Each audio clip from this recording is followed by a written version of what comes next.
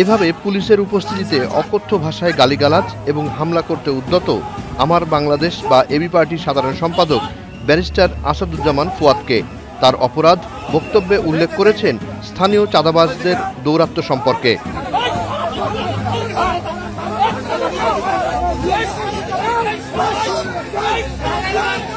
7 December রোববার দুপুরে বরিশাল বাবুগঞ্জ উপজেলার মিরগঞ্জ ফেরিঘাটের ঘটনা এটি। এদিন সেতু উদ্বোধনের জন্য পূর্ব নির্ধারিত কর্মসূচির অংশ হিসেবে মিরগঞ্জ আসেন অন্তর্বর্তী সরকারের 2 উপদেষ্টা। সেতুর ভিত্তিপ্রস্তর অনুষ্ঠানের আগে সেখানে গিয়ে সাংবাদিকদের কাছে বক্তব্য দেন ব্যারিস্টার ফুয়াদ। বক্তব্যে তিনি বলেন, স্থানীয়দের চাঁদাবাজির কারণে মিরগঞ্জ সেতু নির্মাণ কাজে বিলম্ব হচ্ছে। ইতিমধ্যে যেটা দুঃখজনক খবর সেটা আপনাদেরকে বলছি, চাইনিজ যে কোম্পানি ইতিমধ্যে কাজ পেয়েছে তারা ইতিমধ্যে আমাদের সাথে যোগাযোগ করেছে।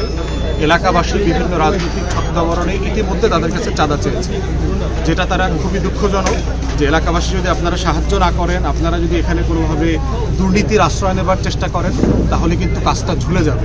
এবং এই চাইনিজ কোম্পানিকে আমরা ইতিমধ্যে পরামর্শ দিয়েছি আইনশৃঙ্খলা বাহিনীকে জানানোর জন্য, দুদককে জানানোর জন্য, এলাকাবাসীর কারা কারা তাদেরকে ঠিকাদারি দিতে বাধ্য করা, কে আপনাকে এখানে পাথর দেবে, কারা বালু দেবে, কারা মাটি দিবে, এগুলো তাদেরকে বাধ্য করছে এবং তাদেরকে না দিলে তারা কাজ করতে দেবে না, এরকম হুমকিও দেওয়া হয়েছে।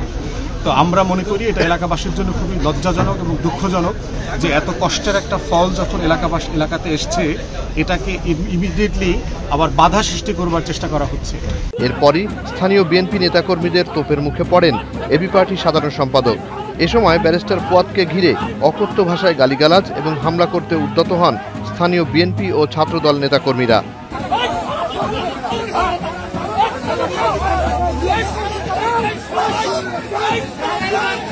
বেশ কিছু সময় উত্তপ্ত পরিস্থিতির পর বিএনপি নেতাকর্মীদের তোপের মুখে অনুষ্ঠানের স্থল ত্যাগ করতে বাধ্য হন ব্যারিস্টার আসাদুজ্জামান ফুয়াদ। এবি পার্টির সাধারণ সম্পাদক ব্যারিস্টার ফুয়াদের হেনস্থার বিষয়টি হোয়াটসঅ্যাপের মাধ্যমে রেঞ্জ ডিআইজি এবং পুলিশ সুপারকে জানানো হয়েছে বলে জানান বাংলাদেশ ছাত্রপক্ষের সভাপতি মোহাম্মদ প্রিন্স আল আমিন। তিনি জানান, স্থানীয় রহমতপুর ইউনিয়ন বিএনপির সদস্য সচিব রাজন শিকদার, বাবুগঞ্জ ছাত্রদল সভাপতি আতিক আল আমিন, রহমতপুর ইউনিয়ন ছাত্রদল নেতা ফেরদৌস, কেদারপুর ইউনিয়ন বিএনপির আহ্বায়ক কমিটির সদস্য হাসানুজ্জামান খোকন বা আর্মি খোকনের নেতৃত্বেই হয় এমন হুমকি ধামকি ও গালিগালাজ।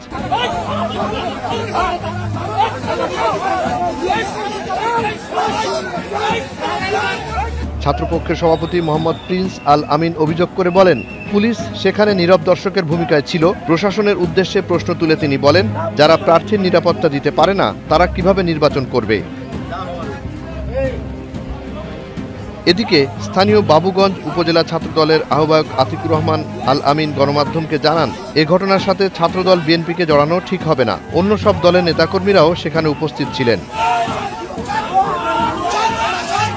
জুনায়েদ আলী সাকি, বৈশাখী সংবাদ।